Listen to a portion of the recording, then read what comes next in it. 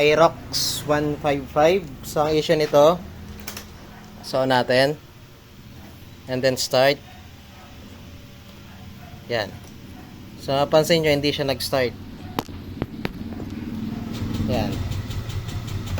Okay, so naredondo siya pero hindi siya na-start. Okay, so tapos wala siyang na-detect na error code. Okay, so pag ganyan wala siyang na-detect na error code, ibig sabihin, kahit hindi nyo natingnan yung CKP niyan, sigurado buo yan. Ang una niyang titingnan dyan, so pwede maging cause nun, pwede spark plug, walang kuryente.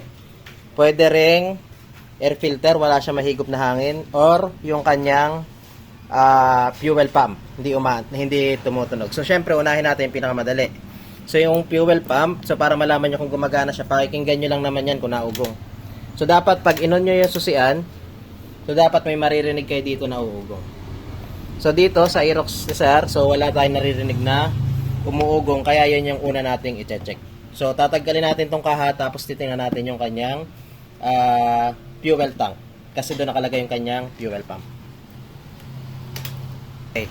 So, natanggal na natin yung cover niya dito. Ngayon, para malaman nyo kung buo yung kanyang linya, so, bubunutin nyo lang yung sakit dito sa ilalim. Ito.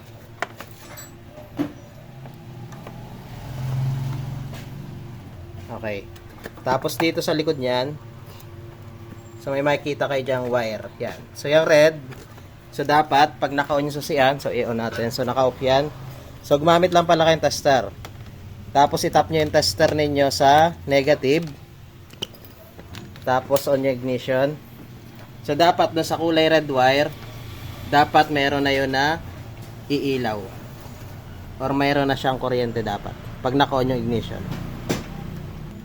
Yan. So napansin nyo, umilaw siya. Okay. So ibig sabihin, okay yung kanyang positive line. So ngayon, yung isa yung negative. So para malaman nyo kung meron siya negative, so ililipat nyo naman yung test light ninyo sa positive. Okay. Testing natin kung meron. Yan. Okay. So ngayon yung positive naman yung negative naman ang hahanapin natin. Pero pwedeng paan dito. Patutok lang ng video. Yan. Okay.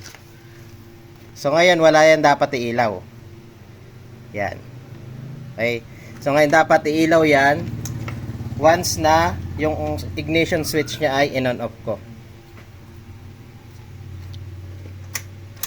Yan. So ibig sabihin matapos mamamatay dapat yan. Okay. So yun yung time na naugong yung fuel pump nyo. Di ba pag in-on nyo siya, may maririnig kayo maugong. Tapos biglang mawawala. So yan yun. So galing kasi ang isang line na yan sa ECU. Once na in-on nyo siya, magsesend ng kuryente yung ECU nyo dito sa linya na to. Tapos uugong yung pump nyo. So ngayon, ibig sabihin buo yung linya niya. Ang may problema talaga sa kanya is yung fuel pump. So pwedeng yung IC lang o kaya yung mismong motor niya. So titingnan natin ngayon yan para malaman naman, tatanggalin na natin yung fuel pump. Kasi kung dito yung problema, kaya yun muna ang tinesting natin. Kasi baka wire lang ang may problema. So hindi na natin tatanggalin sana to.